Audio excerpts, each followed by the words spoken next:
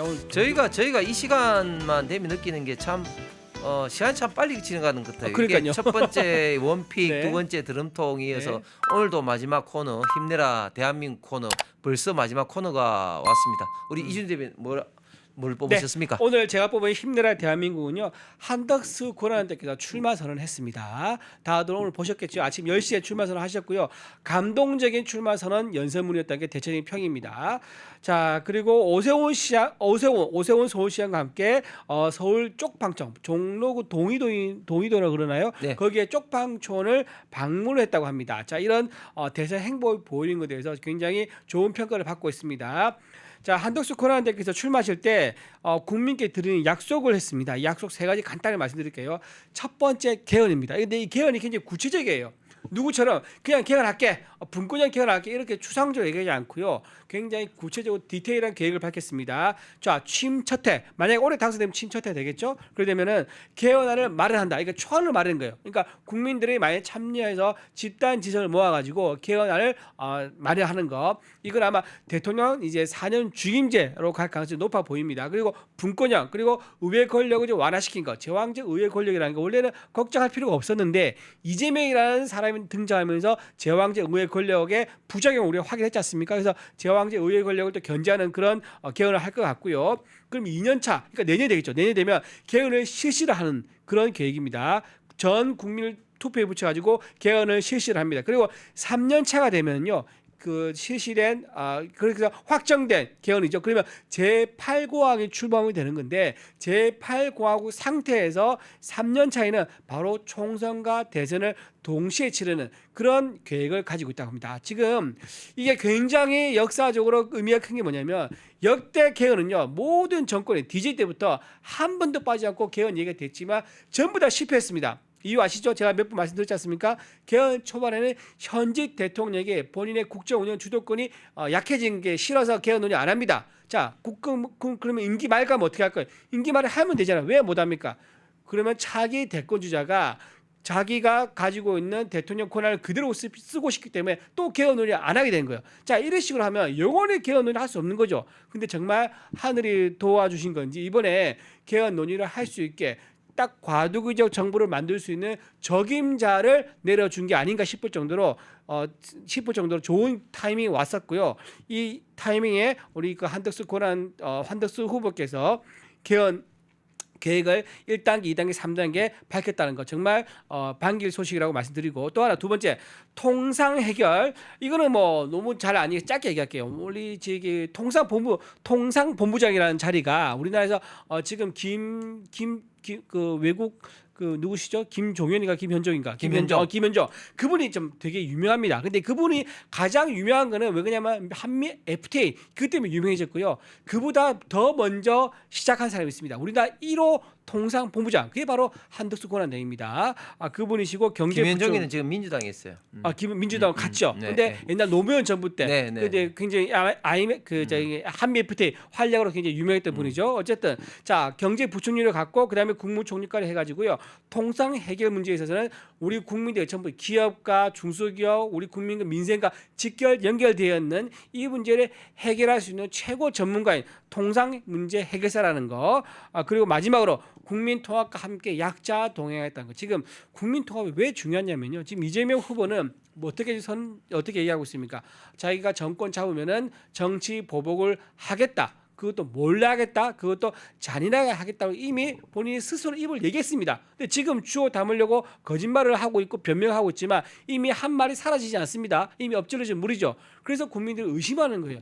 야, 정말 이재명 후보가 대통령이 되면은 정치 보복 안 할까? 부드럽게 할까? 강성으로 할까? 연성으로 할까? 어쨌든 잔인하게 몰래 할 거란 것은 본인 입으로 한 얘기이기 때문에 우리가 긴장을 늦추면 안 됩니다. 그런 와중에 국민 통합을 하겠다고 한 한덕수 후보의 약속이 빛날 수밖에 없다. 굉장히 대비되는 부분이죠. 그리고 약자와의 동행도 본인이 실천하겠다. 그러니까 지금 우리가 남북 분단 상태인데요. 여기서 좌우, 동서, 남녀, 청년과 장년으로 나눠지는 그런 분열은 그런 갈라치기는 더 이상 용납하지 않고 통합으로 가겠다라는 비전을 보여줬습니다. 이 세 가지 국민께 드는 약속 정말 국민들이 가슴이 뭉클해지게 하는 설레게 하는 약속이라고 말씀을 드리겠습니다. 예, 저스틴님께서 한덕수가 우파 만나 왜 이리 띄워주는 건지 이런 어떤 댓글 아, 남기셨습니다. 예. 근데 저희가 한덕수 권한대행 오늘 출마에 대해서 상세하게 말씀드리는 이유는 이겁니다.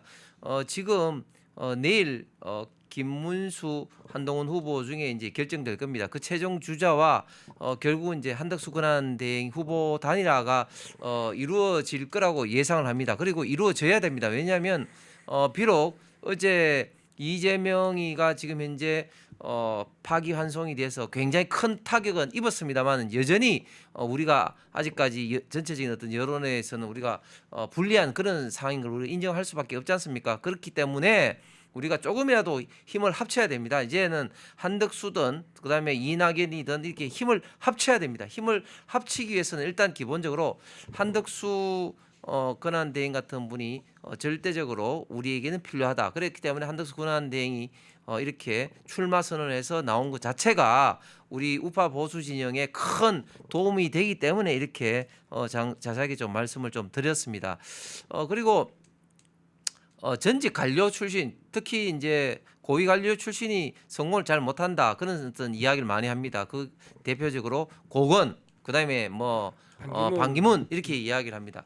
그런데 그 두 가지 사례와 지금 한덕수 총리 사례는 좀 다른 게, 예를 들면 반기문 전 사무총장 같은 경우는 해외에서 워낙 오랜 생활을 유엔 사무총장 등으로 하기 때문에 국내 사정은 좀 전혀 몰랐죠. 그렇기 때문에 실패를 할 수밖에 없었고, 또 고건 전 총리 같은 경우도 절대적으로 본인은 이제 총리로서 나왔지만 노무현 당시에 대통령이 최소한은 좀 중립 정도는 지켜줘야 되는데 노무현 전 대통령이 고건 그 사람 안 되겠다 이런 식으로 비토를 딱 하니까 그때부터 고건 총리가 정치인으로서 홀로 서기를 못하고 그냥 나가 떨어진 상태죠. 그런데 지금 이제 한덕수 총리는 다릅니다. 그렇기 때문에 저는 한덕수 총리가 두 사람과 같은 그런 어떤 전철을 밟지는 않을 거라는 생각을 하면서, 그럼에도 불구하고 저도 공직자 출신입니다. 공직자가 이렇게 정치계에 나와서 초기가 굉장히 중요합니다. 그런데 오늘 한덕수 권한대행의 행보를 보면은 국회 소통관에 열심히 와서 이제 출마 선언하고 또 오세훈 시장과 쪽파촌에 갔고 또 어디 갔었죠? 쪽파촌 갖고 오늘 그 중앙선관위의 선거 오늘 5.18 5.18 간다고. 갔었죠. 5.18 5.18 예, 예. 한번 PD님 좀 띄워주시죠. 5.18을 갔습니다. 그런데 5.18 관련된 단체인지 아니면 광주에 있는 좌파 시민 단체인지 모르겠지만 좌파 시민 단체가 5.18을 한덕수 대행이 묘지를 참배하려고 했는데 막았어요. 막아서 그 들어가지도 못하고 그 정문에 해당되는 그 민주의 문 그 입구에서 막아서 들어가지도 못하고 저도 호남 사람입니다 이렇게 외치는 장면이 저기에 있습니다. 아니 이게 생각이 좀 다르다 할지라도 어떻게 참배를 하러 오는데 막을 수가 있죠. 저거 예의가 아니죠. 예. 아니 얼마 전에 그 이재명 후보가 이성만 박정희 대통령 참배할 묘지에 때. 참배를 했지 예, 않습니까? 예. 아니 그러면 우리 그런 아무도 안 묘지에 막았잖아. 우파 시민 단체들이 그럼 막으면 됩니까? 저는 그것도 있어서는 안 되는 일이지만, 어떻게 한덕수 권한대행 같은 경우는 전주 출신이고 또 노무현 또 정부 때 또 총리를 하셨고 그런 분이 또 5.18 국립묘지에 가서 그 출마를 할 때 5.18 국립묘지에 묻힌 유공자들한테 그 결심을 밝히는 참 의미 있는 그런 어떤 그 행보를 하는데, 그 행보에 그 방해를 하기 위해서 그 입구를 막았다? 아니 이게 어느 나라에서 이런 게 있는지, 마치 뭐 관계가 조금 뭐 좀 안 좋다 해가지고 문상을 오는 것을 막는 거나 마찬가지지 아닙니까? 아니 이런 어떤 행동을 어떻게 하는지. 그런데 저는 참 좋게 봤던 게 뭐냐면은 저렇게 막는데 한덕수 권한대행이 저런 식으로 나도 호남 사람입니다 이런 식으로 외치면서 저런 것들이 이제 언론에 보도되고 하는 네. 것들이 참 첫 행보로서는 저는 잘하고 있다 그렇게 좀 봤습니다. 그렇죠. 예, 어떤 환영받지 못하든 환영받든 이거는 정치인의 숙명입니다.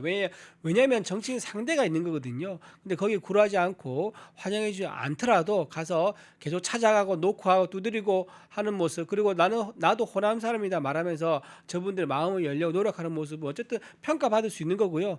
결국은 저런 모습들이 외연 확장에 더 도움이 되지 않을까라고 생각합니다. 그렇습니다. 지금 저희가 이기 위해서는 운동장을 넓게 써야 되고 외연을 그렇죠. 확장을 해야 됩니다. 최소한 중도에 계신 분들을 우리 후보를 지지할 수 있도록 해야 됩니다. 그런 것들이 지금 한덕수 권한대행이 가장 큰 장점입니다. 즉 호남의 일부도 끌어올 수 있고 중도의 일부로 또 끌어올 수 있는 점들이 결국은 한덕수 권한대행의 장점이고 또 나름대로는 우리 우파 보수 또 진영이 이길 수 있는 하나의 또 방법이 아닌가 생각을 합니다.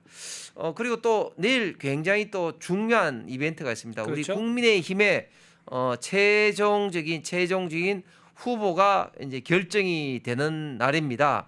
내일 이제 고향 킨텍스에서 열리는데 2시부터 행사를 하는 거죠. 네, 2시로 알고 예, 있습니다. 2시부터 네네. 행사를 시작해서 4시 이전에 이제 끝나게 됩니다. 한 3시 반 정도, 한 3시에서 3시 반 사이에 최종 그 후보자가 이제 결정하게 되는데 우리 이준희 대변인은 누가 되리라고 예상을 합니까?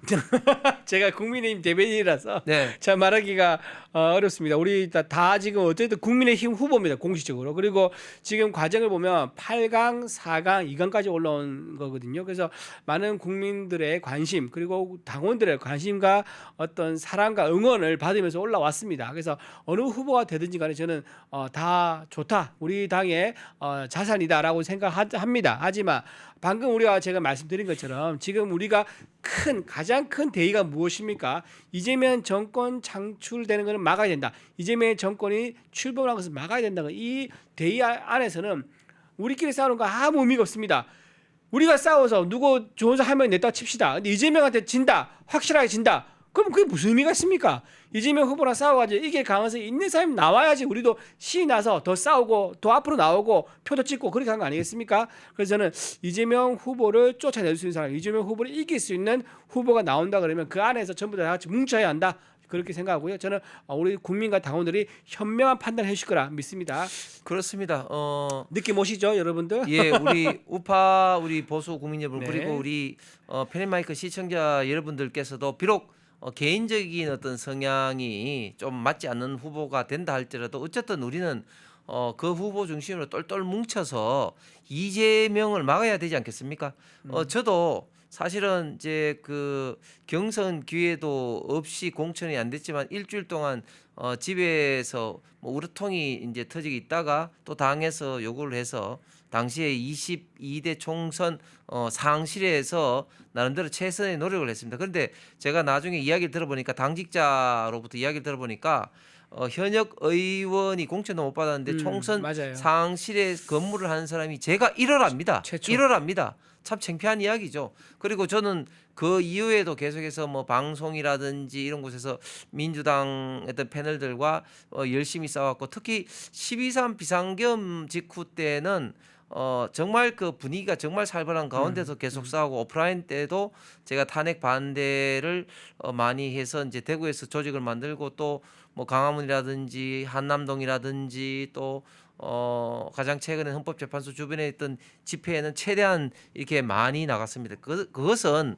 우리 윤석열 대통령을 뭐 지키는 것이 우리 대한민국을 지키는 것이라는 어떤 그런 생각을 나는데 안타깝게도 4월 4일날 탄핵 인용되고 난 다음에 그러면 이제는 뭡니까? 이제는 이재명이 대통령 되는 것을 막는데 우리 우파 보수 국민들이 똘똘 뭉쳐야 됩니다. 물론 뭐 좋아하는 후보 있고 싫어하는 후보 있을 겁니다. 그렇기 때문에 그분들이 지금은 우리가 비판할 수가 있습니다. 왜 한동훈 후보가 탄핵에 찬성해서 이렇게 문제가 사달하게 만들었냐 이렇게 비판할 수 있습니다. 그럼에도 불구하고 최종 후보로 선택되고 난 다음에는 우리가 모든 것을 내려놓고 이재명이가 대통령 되는 것을 안 되는 것을 우리가 하나의 어떤 목적으로 해서 똘똘 뭉쳐야 되는 겁니다. 내일 정말 어떤 결과가 나올지 참 기대가 됩니다. 어쨌든 지금 현재 상황으로 전반적인 상황으로 봐서는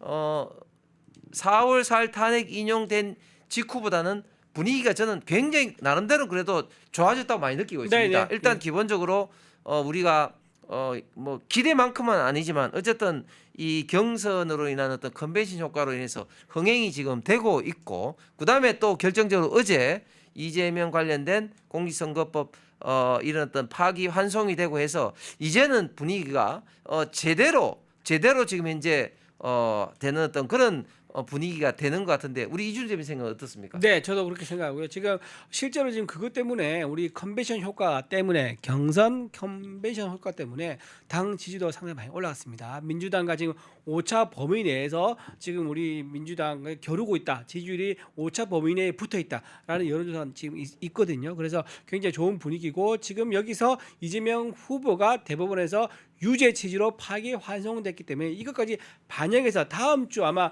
제가 보기엔 다음 주 화요일 수요일 정도 여론조사가 나올 것 같은데요. 주말 동안 여론조사 돌려가지고 그 결과가 나온다면 여러분 굉장히 기대도 좋을 만한 여론조사 결과가 나오지 않을까 생각을 해보고요. 그리고 여러분 지금 가장 궁금해하시는 게 지금 경선이 끝났냐 궁금해하시죠? 아직 경선은 끝나지 않았습니다. 지금 잠깐 말씀드리면 어제 5월 1일 하루는 모바일 투표를 했습니다. 그리고 오늘은 ARS 투표를 합니다. ARS 투표를 했는데 아까 이제 낮이었죠. 나 오후 4시에 한 50% 정도가 ARS를 투표를 했는데 이때가 2회차를 한 거였대요. 2회차 ARS 2회차. 자, 그러면 우리가 총 언제까지 계획하고 있냐? 총 ARS 여론조사를 4번을 한 걸로 지금 계획되어 있습니다. 그러니까 네네. 오후 4시에 2회차를 했었고 그때 50%였다. 그러니까 3차, 4차까지 하게 되면 상당한 이제 응답률이 좀 있을 거라고 좀 예상을 하고요. 아마 60%는 좀 살짝 넘지 않을까 싶거든요. 네. 60% 넘는 응답률이 나올 것 같고요. 최종적으로 오늘 자정 10시죠. 지금 저희가 방송 끝나서 10시쯤 될 건데 10시에 이제 최종적으로 투표를 마감하고 집계를 해서 내일 발표하는 그런 시간을 가지게 되겠습니다. 예. 지금까지 김문수 후보가 그 한덕수 권한대행측과의 어떤 후보 단일화에 가장 적극적이었습니다. 저는 김문수 후보의 그런 어떤 열린 자세, 즉 우리가 힘을 조금이라도 합쳐서 이재명을 막아야 된다, 이런 어떤 태도가 김문수 후보가 굉장히 좀 선전하고 있는 그런 어떤 결과를 현재 이끌고 있지 않나 생각합니다. 물론 그 이후에 빅4에 들어간 사강들 중에 한동훈 그리고 홍준표 후보 등등등도 후보 단일화에는 찬성을 했지만 김문수 후보만큼 이렇게 초기부터 오픈 마인드로 이렇게 열린 자세로 후보 단일화를 통해서 이재명 후보를 막아야 된다, 이런 어떤 자세를 보이고 있는 것도 굉장히 김문수 후보의 선전의 하나의 큰 요인이 된 것 같습니다. 어쨌든 내일 이제 그 시간이 계시는 분들은 뭐 킨텍스에 오셔도 좋고, 그렇지 않으면 TV라든지 그리고 유튜브를 통해서 시청을 하셔도 좋을 것 같습니다. 네, 우리 또 만나죠. 예, 참고적으로 내일 저희 이제 펜앤마이크에서는 저와 우리 이준우 대변인 그리고 우리 최대연 우리 앵커 세 사람이 5시부터 네. 5시부터 우리 펜앤마이크에서는 특집 방송. 관련돼서 이제 특집 방송을 할 예정이니까 이 방송도 내일 5시부터 합니다. 그래서 많이 좀 성원을 해 주시기를 부탁드리겠습니다. 펜앤마이크에서 추천하는 영상도 보고 가세요. 다른 영상도 즐기시려면 구독 버튼을 꼭 눌러주세요.